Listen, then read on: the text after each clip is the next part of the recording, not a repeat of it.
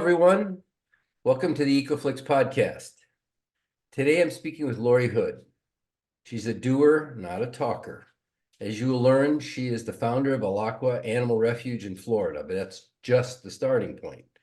Laurie's probably brought more awareness and done more about the plight of abused, neglected, and homeless animals in Northwest Florida than any other individual or organization.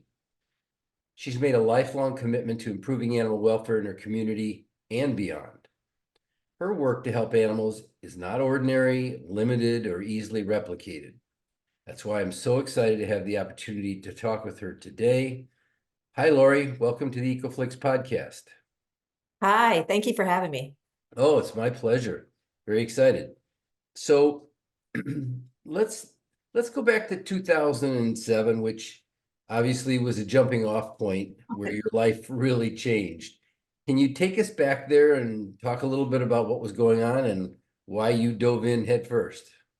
Absolutely.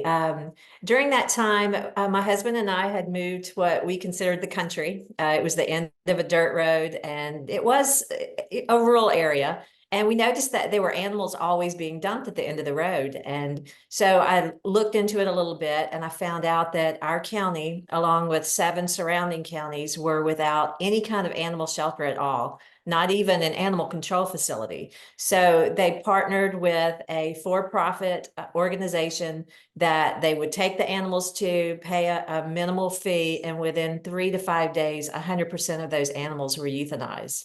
And it was just one of those things that as soon as you hear it, you know that you have to do something. And so I decided to start Alaqua Animal Refuge right at that time.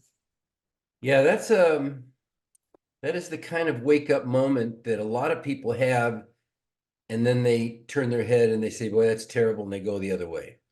Yeah. What made you say, I'm running toward the fire?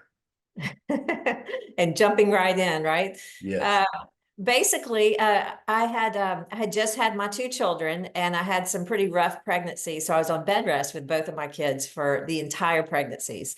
And as soon as they were born, literally, I had one strap to my back, one strap to my front, and I was going after it.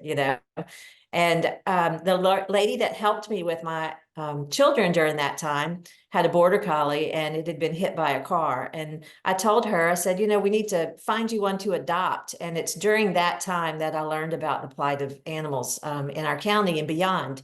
And so they had posted where you could go in and look and see, what animals they had picked up in case it belonged to you. And I saw the perfect little border collie that looked exactly like hers, but a puppy. And I found someone that let me in this facility, and literally everybody had black, red X's on their cage. And we walked down this old chicken Meaning they were slated to be euthanized. that day. And I got to the kennel where the mom and pups were that we had looked at, and they had the red X on their cage. And there was no way I was letting something happen to those or any of the other ones that we saw. So ended up starting the refuge so we could go back, and I pulled 38 from that facility the very next day. Yeah, and you're talking about animals that found their way to this kill shelter, really terrible situations. They could be lost or abandoned or neglected.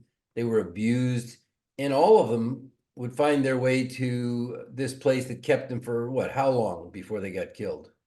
It depended on the county and their contract, but anywhere from 3 to 5 days. Right. And Mhm. in most cities, in 3 to 5 days, it's not very easy to find your animal. And a lot of them get swept up if they're, picking them up off the street. They go right to the facility, and the owner has no clue. They don't know to go to look there. They're running around the neighborhood putting flyers up. So it's a pretty desperate time for an animal owner, and then to find out you were a day late. Been there, done that, and it's great that you started something, but it's even better what you started. So let's talk about the actual organization that you created. You started out with what, 50 people helping you and funds from the government to support you, and oh no? No. No, What- I was a tell- one-woman show for at least a year, and I had one volunteer show up to help me, and it was one of those things, like they say, if you build it, that they will come. And animals started coming, and I immediately went to our county and said, I'd like the opportunity to help the animals in my county before they go to this other facility. And what a blessing and a curse that was all at one time, because at 5 o'clock every day, the animal control trucks pulled through my driveway, packed full of animals. And I looked at each and every one and had to make a decision right then. And, some would haunt me later on, and I would remember the face of one that I sent there, and I would go back and get it anyway. It was something that I knew you had to quickly grow, because there were too many animals in need to let this happen to them. Yes, and it's also true that when you get into that situation, you have no idea how much you've bitten off. I mean, just the fact that you took 38 animals to begin with is pretty daunting. But when they come weekly, how many animals were you getting? Well, they were trying to come daily, and I only had so much room. So every day they drove through, and showed me what was in the truck. So I could potentially have taken 10, 12 easy a day, but I didn't have the space for that. So quickly had to write grants, learn how to use some of my knowledge from my previous life, working in the corporate world, and was able to write some grants, and just quickly grew to a facility that we were able to finally stop animals from our county going to this facility, and I helped our county build their own facility to hold those animals in temporarily. So And lest people think that my background is confused, you weren't just rescuing dogs. You were taking in all kinds of animals that were neglected and abused, lost, and all those things. And among them, you had everything from chickens to horses, right? that's right. And Um, how did that work? Well, very quickly, animal control realized that we would help if they went into a situation where they saw something other than a dog or a cat involved in a cruelty or neglect case. So almost immediately, some starved horses were found. Bad guy, he was a breeder of everything, and we went in and took our first group of farm animals along with dogs and cats from a facility. And um, it just grew from there. I mean, there's really no one else doing what we were doing. And so we were known as someone that would come in and assist with cases like that. And, we quickly learned that law enforcement didn't want to leave those animals there. They just didn't have another option. And so they quickly got behind us and helped us get to where we needed to be to start rescuing all kinds of animals. And for each special creature, you had a different kind of home. For example, the chickens. What did you do for chickens to begin with? Well, we just built things as we needed them, went down to the local hardware store and grabbed some chicken wire and put together some kennels quickly for some chickens. But yeah, just whatever it took, we did. And how much land did you have available to build this at the starting point? Well, I had about 8 acres across the street from my personal house that we had purchased, and it had a small barn on it. And so that's how it all began. And that's when the horses, you started, how soon did the horses and other farm animals start showing up? Within the first year. Mhm. Within the first. So now you have how many horses and cows and whatnot on the property? Well, right now we probably No, have, by the end of the first year. by the end of the first year, I don't know, several hundred, quickly several hundred. And it grew to about 350 on that property at any given time. And you're paying to feed all of them and clean up after them. And vet them. How does all that get done?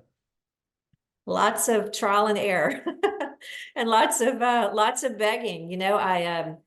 I felt like it was important to let the community know what was going on in their backyard.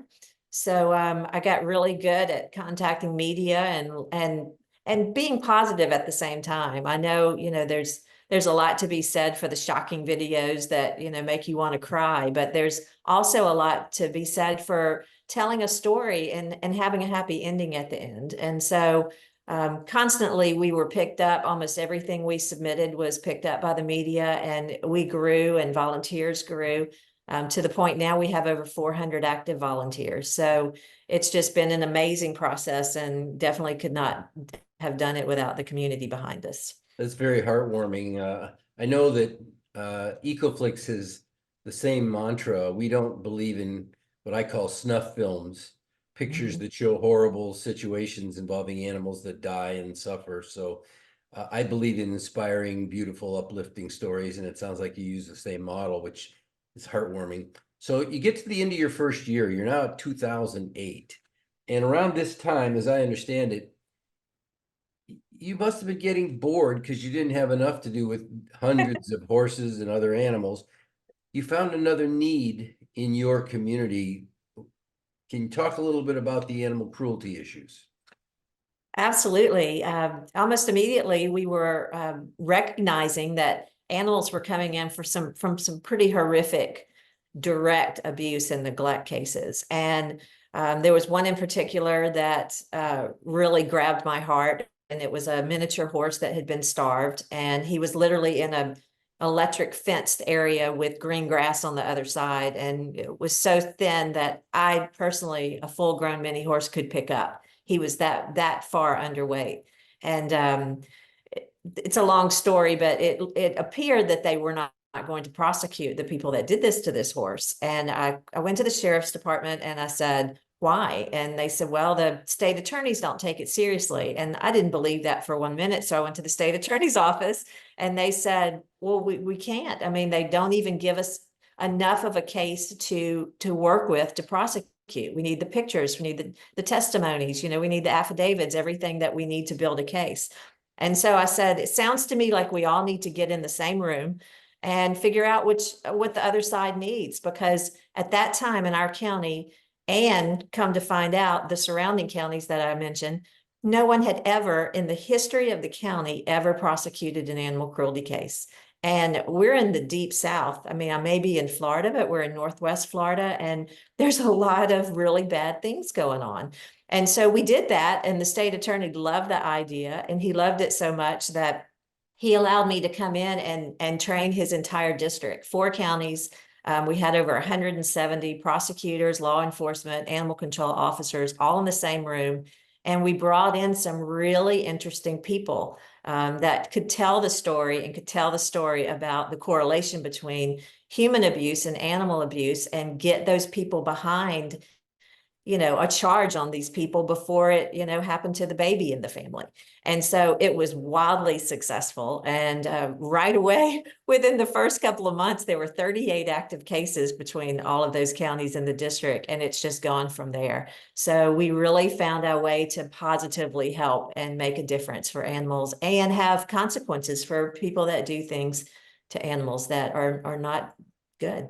You're not alone in Florida. I'm here in LA, and in Los Angeles, you would think there would be robust prosecutions of a lot of animal abuse because it exists. It just isn't true. I mean, I had a law firm with 50 lawyers, and I wanted to train younger lawyers on how to try cases. And Right. I offered the district attorney all the lawyers he needed to try criminal cases involving animal abuse. You know how many times we got called on? Zero. No. Wonder Zero. why. I think they didn't want to prosecute them. I have no idea. The talk was big. I mean, they claimed they were doing all kinds of robust things. I never saw it, but it sounds like a lot what was going on where you are. And you did some more than just you've said so far. I mean, you started out by teaching a class. You developed an accredited class to teach law enforcement. Talk a little bit about that. You're not a lawyer, right? No, And you didn't practice in law enforcement, right? no. So how did this come about? What did you do? Well, I just figured out a way to approach the sheriff's department, and it ended up we ended up training the entire state of Florida, then the Florida Sheriff's Association, and brought them in for a 2-day seminar that was free to them. You know, the key was free, and the key was continuing education credits because they need that, and really making it interesting. I mean, we found sponsors, and they got free lunch, and all sorts of things that made it very easy for them to attend, and interesting all at the same time. Well, that's a brilliant thing, but did you bring in experts to help teach it? We did, and I tried to find very interesting experts. I brought in, for example, Dr. Melinda Merck was one of the people that I brought in. I don't know if you know her, but she literally wrote the book on animal forensics. Mm. So she was who the FBI brought in for the Michael Vick case, and just listening to her and how she figured out how these animals had died and what had been done to them is just fascinating. And so we brought in a lot of speakers like that made the day, super interesting for everybody that was in attendance. Now you're probably walking with your children instead of carrying them as this is going on, two at a time, going through the process. You must have been bored because about that time you decided there were legislative challenges you needed to address. Is that right? That's right. The boredom comes easy to you. It's just such a great need, that's such a great need. I know, but that's fantastic. So talk about the legislative work.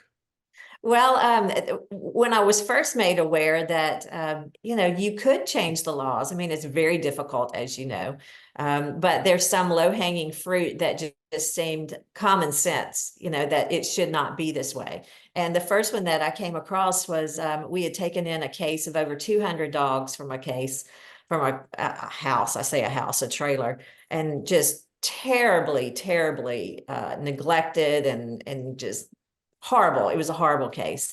And when we finally got to the point of prosecution, I found out that the Florida law stated that it could be one dog or 5,000 dogs, and there could only be one cruelty count of animal cruelty charge brought against the person that did this. Even though they did it to however many animals, it was only one count of cruelty. So I got with my state representative, and he said, write it out, and I'll sponsor it. And he did. And that was the first time I realized that you could actually change something for the better of masses of animals, not just one. And I kind of got addicted at that point. And And what yeah, I did love you it. do then?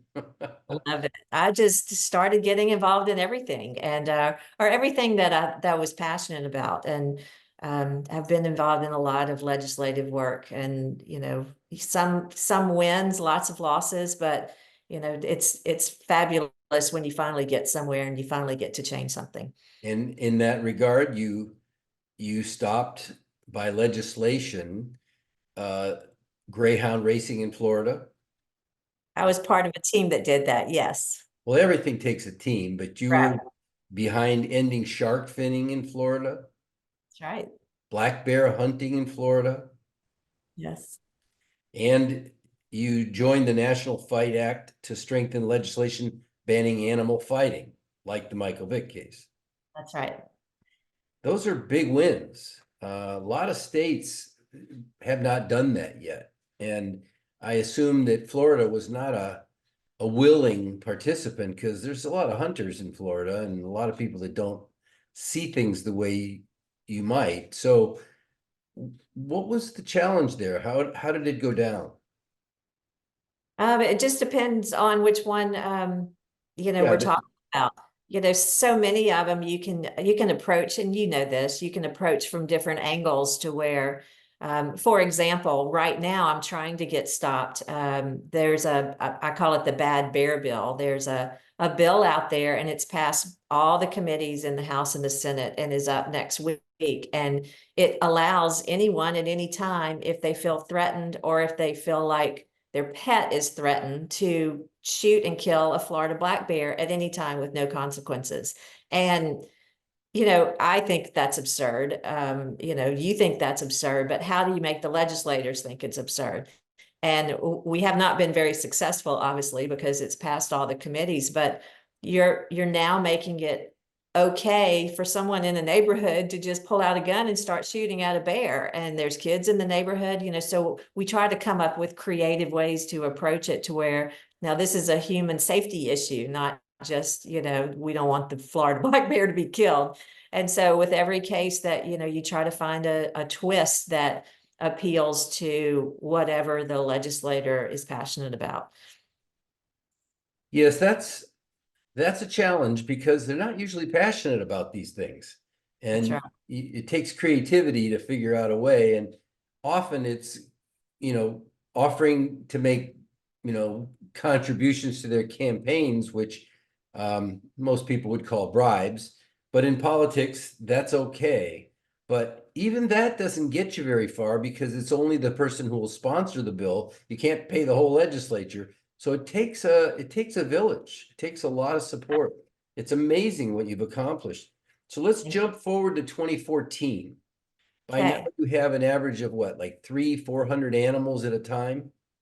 And you're looking around at your 8 acres and wondering what the heck, you needed more land. So what happened? What'd you do? We did. So I approached, someone told me about an individual that loved animals, was a huge conservationist, and I got an appointment with him and sat down and pled my case. And almost literally the next day, he gave me about 100 acres of land for us to relocate to. And it was awesome, but it takes a lot of time because it was as God made it. There was not a road, there was not a fence, there's not electricity. I mean, all of those things had to happen. So that was about 9 years ago, I think 8, 9 years ago, you said the date. And we've been working on it since then. So yeah, pretty amazing. It is amazing, but obviously you're very persuasive. You've by now already conquered government and legislation. And why not get people to give you their property? I mean, that seems like an easy thing for you. So 2017, you're now working on 100 acres of land, right? Plus the 8 acres you started with. And this is a permanent home for, do you pronounce it Alaqua or Alaqua? Alaqua. Alaqua. Is that an indigenous name? What's it mean? It is. It's a Native American name, and it's named after a region where we are.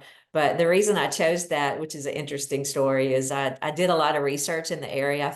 I found a lot of Native American artifacts on the land, and so I did some research and found out that there was a group of Uchi Indians living on the land exactly where we were. And they came in, the settlers came in, they befriended the chief, they got along splendidly. And then a second group of settlers came in, and it was written that they massacred everything, all the animals, and overfished, overhunted everything. And so the chief saw one of the settlers shoot a mother deer while the baby was nursing it. And it caused such an outrage that they had a little battle right where we were. And, it didn't end well for the Native Americans that lived there. And part of me always wanted to get the karma back for them in some way. So that's why we chose that name. So it was a little like a reverse Alamo, and you went with Alaqua. That's right. Nice, nice. So now we're up to 2017, and you're working hard on all these things. And next thing you know, you're a movie star or a TV star. Nat Geo Wild comes to you and says, "We want to make a 3-part television series." Talk to us a little bit about that. That was a lot of fun. It was the first time I was introduced to that world. And I was made a special investigator, if you will, by my sheriff, so I could go into these animal cruelty cases and work them. And he assigned a animal cruelty investigator as well, from the sheriff's department. So the two of us, two women, would go in and we'd bust up puppy mills and neglect cases and take horses away from people that don't need them and that sort of thing. So it was fun. We were able to follow some of those cases and get some of that on film so we can forever remember it. Well, you're talking about removing animals as well as stopping abusive and hoarding puppy mills. dog fighting rings, those kind of things are important, and they got all that on camera. They did. It was good, but I think in my mind, I was thinking, oh, great, someone's going to see the lady with the 100 Chihuahuas living in squalor in a trailer and breeding them, and then they're going to want to come and help me change the law for puppy mills, or backyard breeders. But it didn't really necessarily work that way. I think entertainment always, they want a little drama, a little lightheartedness to it. And so I don't know, a little disappointing because I was hoping that it would truly want people to get involved after they saw that. Of course, they have to see the show in order That's to be right. inspired. And so maybe the right people weren't seeing it and other people were seeing it and they weren't close enough to you to be any help. But it did teach people about what it takes to rehabilitate and provide medical care and find forever homes for animals that should and can be adopted, which is very important. And I'm sure that was very gratifying. It did, yes. Yeah. So that's cool. So now we're up to 2018. And Hurricane Michael decides to enter the picture and wrenched a lot of wrenches thrown into the works. The havoc on the Florida Peninsula was pretty epic as that went. So you're there seeing tons of what you've done sort of trashed. I assume you just sat around and were wringing your hands doing nothing, right? Complaining, shaking your fist at Hurricane Michael. No, that's not what you did. No, it was surreal, if you want to know the truth. It was a Cat 5 and it came through, and immediately we were informed of a shelter that had been evacuated 4 or 5 days earlier, and all the animals were still inside. They'd been without food or water for all those days, and I was able to obtain clearance right away, which I probably should not have obtained, if you want to know the truth. But we were able to go several counties over and remove all of those animals from the site. But it was literally the day after, and there's death and destruction of humans, and it was really surreal to watch. But quickly we became the go-to for all the animals that were being rescued from the area, and quickly set up emergency response, and we're able to take in over 2,000 animals during that time. And all of the national groups came in and camped on our grounds, and each took a week, and it was probably a good solid 8 weeks of rescue and rehabilitation and trying to find the owners of pets and everything that goes along with a natural disaster. And then you had to rebuild. I mean, you had all kinds of demolished property, fencing, structures. Did you get more volunteers at that point, or were you operating with a diminished crew?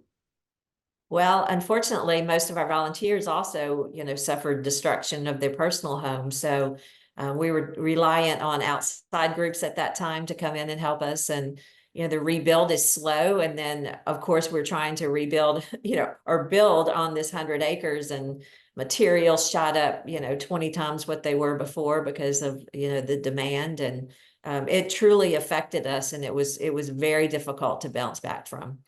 I can imagine. So that brings us up to 2019. Now you're looking for something to do because you're bored. You've only got a couple thousand animals to deal with. I mean, how can that keep you busy? So you started your Difference Makers podcast. We've turned the tables on you a bit here, but tell me a little bit about your podcast and how you started it, kinds of people you were focused on, and how it went, how it's going. Well, thank you. It's amazing. It's an amazing podcast, and I've been able to meet some very fascinating people, like I'm sure you can understand. I used the Nat Geo producers that I befriended, and part of what I wanted to highlight was, of course, the work that Alaqua does, and show some of that, but also to put that in an affiliation, I guess, with the big picture, like who's really doing the top work in the world for that area. Like, for example, we've taken in, wild Mustangs that end up in the South from, being captured and rounded up and end up over here. And, they'll I'll take a wild Mustang from a cruelty investigation that's living in, somebody's backyard tied to a tree. That's terrible. And we've saved the Mustang, we have it at our facility, but what's the bigger problem? So, I would go out and find the experts in those fields and try to show the world what the bigger problem is and how we can try to make change to fix that. So that was kind of the concept behind it all, and introducing people who may not have the opportunity to learn about these things if you're not living in my world. So I think it's been fabulous, and there's just lots of stories to tell. Yes, there's no limit to stories about animals in need and great people trying to help, but unfortunately, there's way more need than there are people willing to help. And I'm curious, have you dealt with the public entities involving wild horses, particularly being rounded up? And tell me a little bit about that. Well, what's unique about my podcast is that we try to film it like a network show. So we actually have a film crew and we go out to location to where it's actually occurring. So my first experience was I went out with a girl with the pen name Mustang Meg, and she took me out in the middle of the Steen Mountains in Southeast Oregon. And we went, I mean, for hours, didn't see another human, and camped out there, and were able to see wild horses, in their natural element. And what was so shocking to me was that these animals were beautiful. No one was skinny. Their coats looked amazing. They were stayed with their family units. It was the most awe-inspiring thing I've ever experienced. And fast forward, there was a little colt that she has a range name for all of them, so her followers can follow the name of the horse. And she's like, "Oh, the little filly was just born. Would you like to name her?" And her mom was Chantilly, so no, her mom was Lace, so I named her Chantilly. And I had her as a screensaver on my computer for a full year. And she called me it was a year ago actually, and said, unfortunately, the entire herd that we watched out on the range is being rounded up now. And they're in a holding facility in Idaho. And if you want to save your little Chantilly, you need to go try to figure out how to find her and adopt her. And so I did. I took my entire family. We went in the middle of winter in Idaho and trekked out to where the 700 plus horses they had rounded up from this range were. And I actually found her and actually adopted her along with a second one. And she's in a facility in California right now being trained to hopefully get adopted soon. She's just beautiful. But We're in California.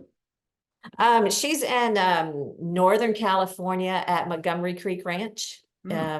Another person that I interviewed, Ellie Phipps Price, is on the show.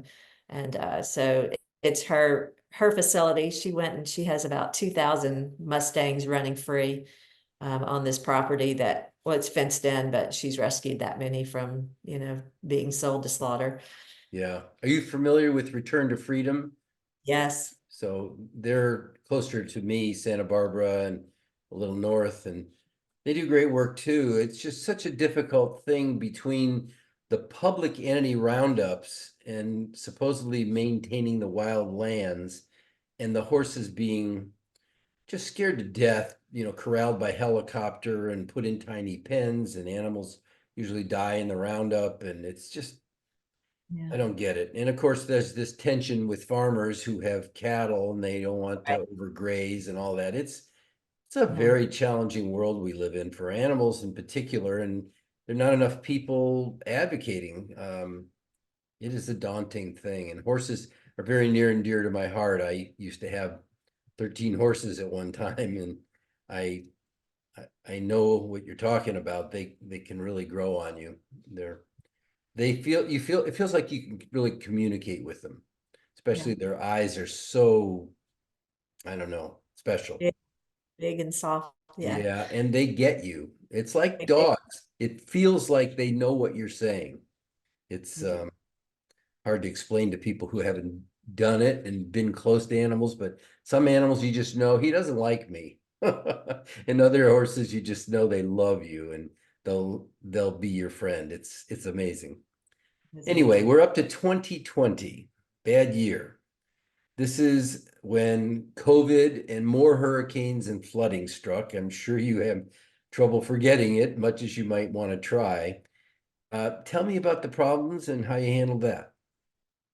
Well, we were still trying to get over to the 100 acres. The plan was to relocate all these small buildings that I had on the existing facility to the new facility.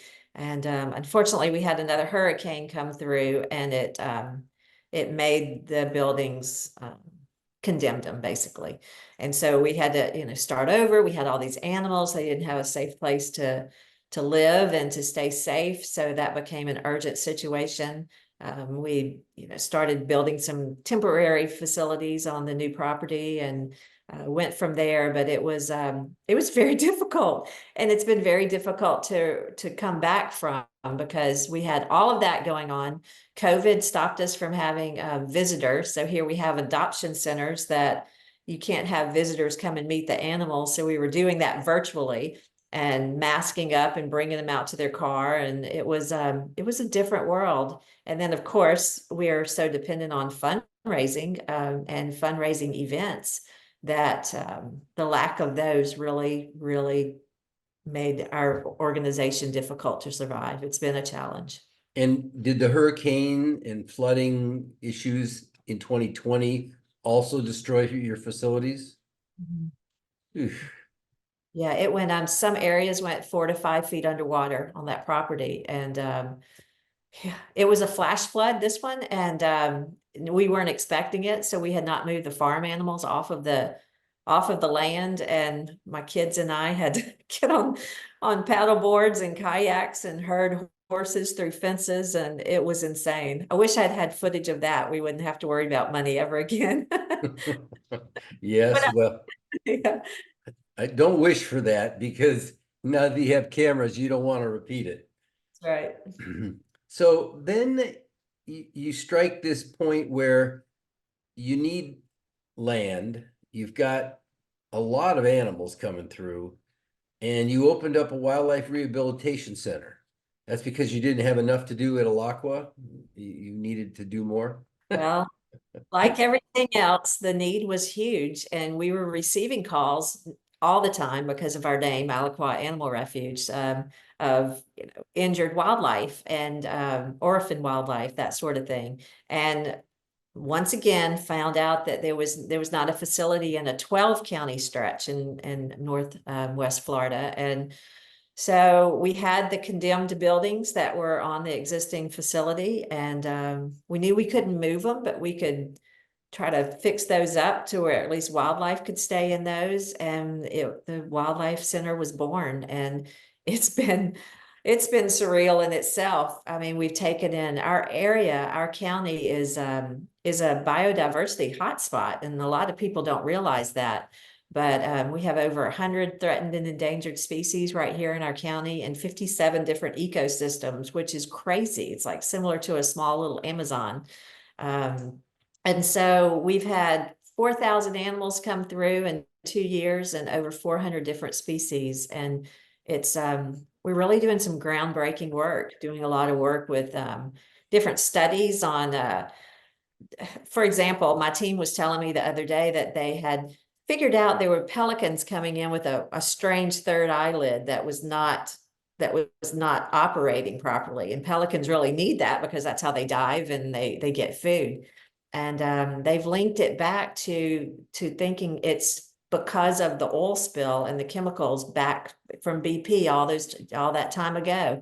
And so we're doing scientific studies that are finding things that have never been, never been found before, I guess.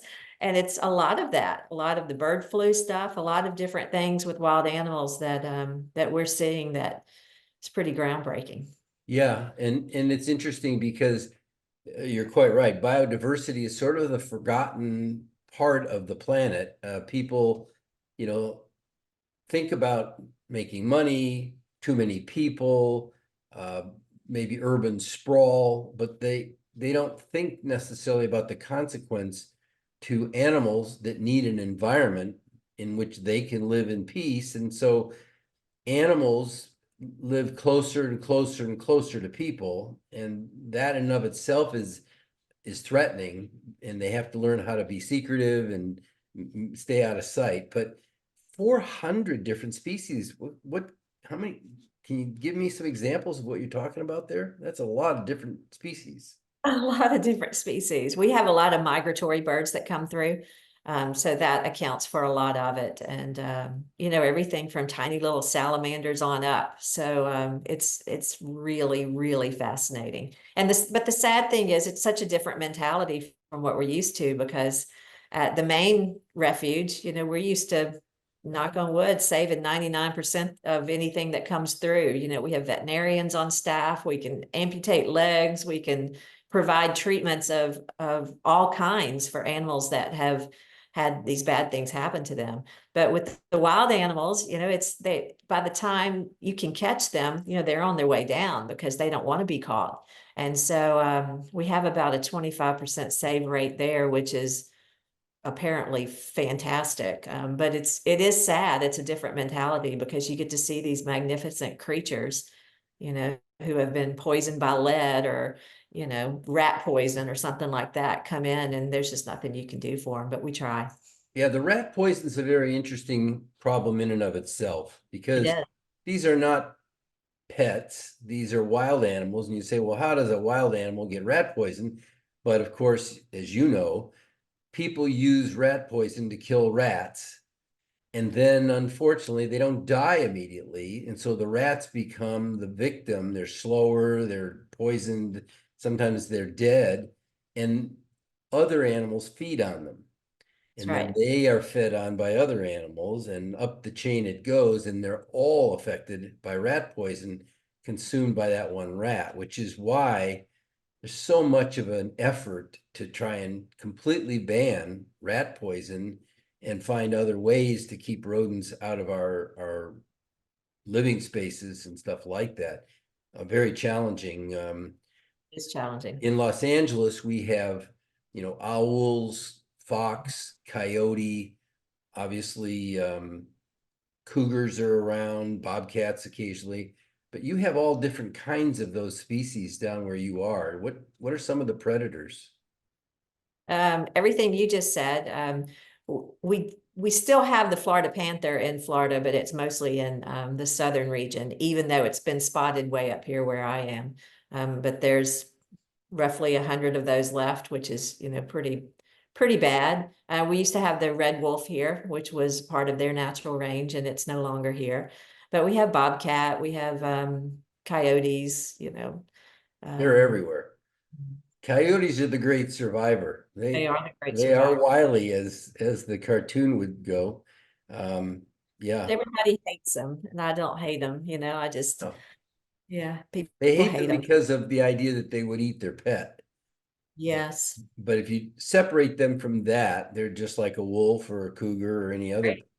predator, and they're actually quite remarkable because they're smaller. They're not nearly as ferocious as some of the bigger predators, and they hunt in packs, and their hunting techniques are quite sneaky. They're really impressive survival. Really. So here we are, a few years later. You've gone through all of this growth and metamorphosis and destruction and rebuilding. Um, the past is any indicator, you've got big plans for the future. Talk to us a little bit about where you are now and what you're thinking about. Well, we're trying to finish out our 100-acre property, and the goal for that is for it to become, for lack of a better term, an animal welfare theme park. I want to be an alternative to a zoo. Our area has a couple of zoos in both directions, some good, some bad. But, we're a high tourist area where we are. And so my goal is to create a place where they want to come out for the day, bring the kids. You know, you can adopt a dog if you want to, or a cat, or, you know, meet the adoptable animals. But you also come and you learn about our native species, how to coexist with them. You know, have a day where you're walking through the woods. There's a beautiful creek, you know, trying to get families and people outside again. And with all, you know, like we mentioned before, super subtle, but very effective educational aspects throughout the entire property. And so we're on our way. We're going to build the first bear education center in the state of Florida. And we will be able to have bears. Anything that's wild is something that is unreleasable and that would have otherwise have been euthanized for lack of a place to go if they can't fend for themselves. So those are the only wild animals we'll have, or ambassador species like that. Trying to build it in a way where people can actually watch our rehabilitation system as well. You can't, if you think about it, the goal for us is 100% for these animals to get healthy, have limited human contact, and be wild and free again. So how do you do that and show your work at the same time? Because people can't watch what you do. So we're going to try to outfit cameras where you can watch us feed the orphan animals, some two-way glass opportunities with a tunnel where they can't hear or see you, but you can watch some of the work we do with the flight cages and the hawks and the eagles and all of those things that we bring in. So we have big plans, and I wish I could snap my fingers and be there, because it's going to be a very important facility, and I think it's going to educate a lot of people. Yes, I'm very passionate about the anti-zoo approach. I'm not a zoo hater, but I know way too much about it to be a zoo fan. And most zoos make what I think is such a fundamental mistake, and that is they try to put megafauna in places that they just can't live in a healthy environment. Where you're talking about, you're going to have indigenous animals living in an indigenous environment, Right. doing their thing, but people can interact in the same space, and they'll see what they see, but they won't see every animal. It's not on display, as the word might imply. And that's brilliant. That's nature. I'm curious, have you talked about importing animals, or are you just literally staying with the land and what's there now? All Florida native species. We want, you know, there's plenty. I mean, obviously, if we're seeing 400 different ones, there's plenty of species for people to learn about that are right in their backyard that they might not be aware of. So that's the goal. And yeah, just What about super. the boundary? The boundary of the property. It's already high fenced in, so we'll have to have different enclosures. That we have 50 acres to work with. So, you know, if it's a fox enclosure, they might have 3 or 4 acres to be on instead of just a So you're cage. separating the species. We are. Oh, I see. So then it isn't really biodiversity. It's more like a natural zoo. Right. It's an interesting thing. Now you're, I assume, designing it with sustainability in mind and trying to keep the environment natural while still hosting events and tours and bringing people into the equation. That's the goal. The hope and the goal is that one day I won't have to be knocking on doors and begging for money every day. Right. Well, you know, if you have enough land, it probably will be a destination resort, and it's, you know, it's well deserved. You've obviously got the street cred to um, ensure people that what you're doing is good for the animals. And if the environment is natural and they're there and able to live without suffering of some serious consequences, that sounds like a great solution. I haven't heard anybody doing that before, especially not on 50 acres or 100 acres. That's actually a lot of land, but not a lot of land for that kind Right. of a thing. Right. Well, we were also we had a developer of all things give us 700 acres of land that we put into conservation, and the goal for that land is to do almost what you're talking about. It's natural, you know. You may or may not see an animal, but we want to preserve that habitat for the animals that would obviously reside there if there weren't people. You could put camera traps there That's right. and you can show films at locations on the property, and as they walk on the tour, they can stop and see local animals at that site. And camera traps are brilliant because, as you know, they're activated by the movement. So that's a great way. And there's some beautiful 4 and even 8K camera traps that would be perfect even for broadcast quality film. So that's a good solution. We're doing that in other environments. We have a film coming out right now called Wildlife on the Edge, and it involves Los Angeles animals caught on camera traps. It's quite extraordinary. You can't imagine what lives right next to the city of Los Angeles. And same thing is true where you are, only you're even more rural, so it's probably more life and more diverse. 400 species, a lot of species. Do you have snakes? I mean, Florida, I know the Everglades is glutted with pythons from God knows where. Do you have that where you are as well? No, we have a change of season, so the winter gets too cold for them, and they can't survive here, thankfully. Yeah, We have lots of snakes that do survive here that are native. it's pretty incredible. With all you're doing, um, and knowing how bored you get, what's your day job? Oh, I don't know. Just mom, being a wife. And your kids are now how old? They're 18 and 19, so I look up at them now. Mhm. Unbelievable. And they grew up through all of this. They did, and the funny thing is, they'll probably kill me for saying this, but it was nothing to have a deer in the house with them feeding a baby deer at night while they were having dinner or having a cockatoo sit at the breakfast table. But they didn't really realize it until girls started coming around, and they decided at that point that it's pretty cool what we do. Yes, it is. And, not very many people can literally walk through nature on a regular basis and see a lot of animals, but you've also had to endure a lot of suffering and see the really darker side of that, which unfortunately too many people see. They just don't see it in as much depth as you do. But what you've done is extraordinary, and I really commend you for it. And I thank you very much for the time today. It's been a remarkable experience hearing about all the great work you've done. So congratulations. Thank you. Thank you for the opportunity. Oh, listen, it's our pleasure.